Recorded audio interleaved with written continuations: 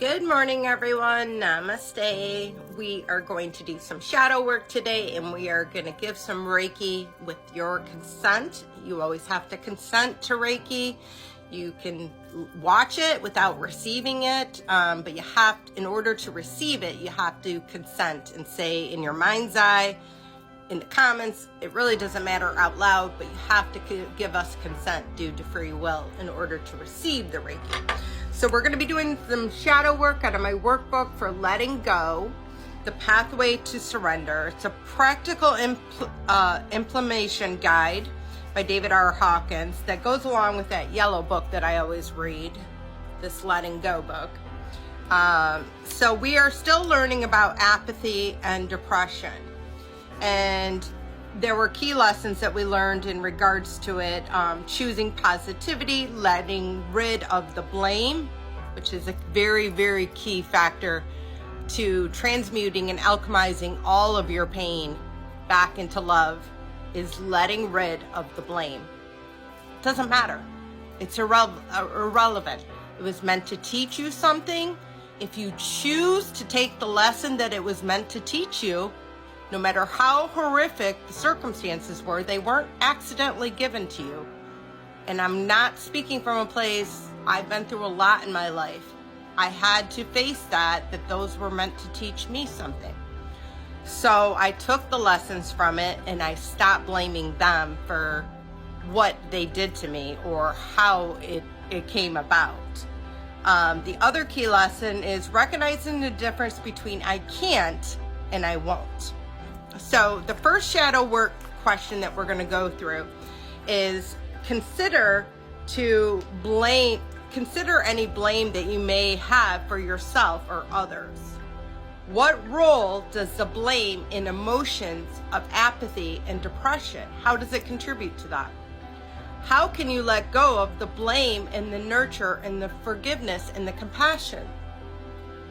Well, absolutely, guys. I mean, so again, I feel like I'm a broken record sometimes, but I used to be a forensic interviewer, used to be on the FBI human trafficking team. I did all that for 5 years. I interviewed 1,100 children. And I felt like I understood why kids went through what they went through, how they were targeted, but I didn't understand why the person was doing what they were doing to them. So I really studied it, probably to like a weird place. But I wanted to know, in my mind, I wanted to understand this. And it always was happening to them. It's always unhealed stuff that occurred to them that they never healed. And unfortunately, they're passing on. Like any sort of ancestral trauma that we pass on, until somebody stands up and heals that wound, it just keeps occurring.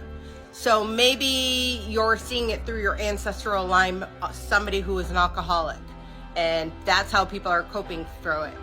Once finally somebody heals that and decides they're not going to be that anymore, then that is stopping that ancestral trauma that is occurring. But until somebody does that, it's just going to keep reoccurring. And that is my perspective on it. So take that, however you want to take that, but that is my perspective on it.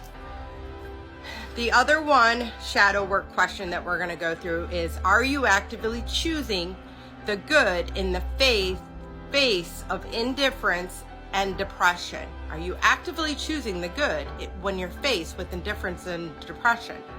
How can you integrate thankfulness, positivity, and resilience into your everyday life, even when times are difficult? Now, this is tough, guys, because a lot of people feel like it almost gives them free reign to kind of be a jerk. I'm going through this, so everyone in my life's just going to have to get over it and have to deal with that. I'm going to be in a selfish phase of, woe is me, and everybody feel bad for me. And you have to remember, last year I lost a child after trying to have a baby for 10 years. It was my second miscarriage. And it was a horrific loss. It was not an easy loss in any physical, emotional way. And I could have easily regressed back into a state of, woe is me.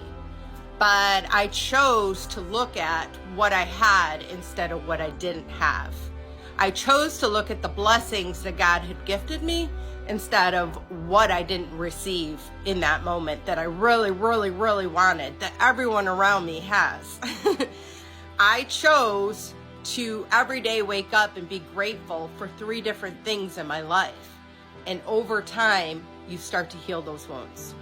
I hope that helps. I love you all. Have a blessed day, and namaste.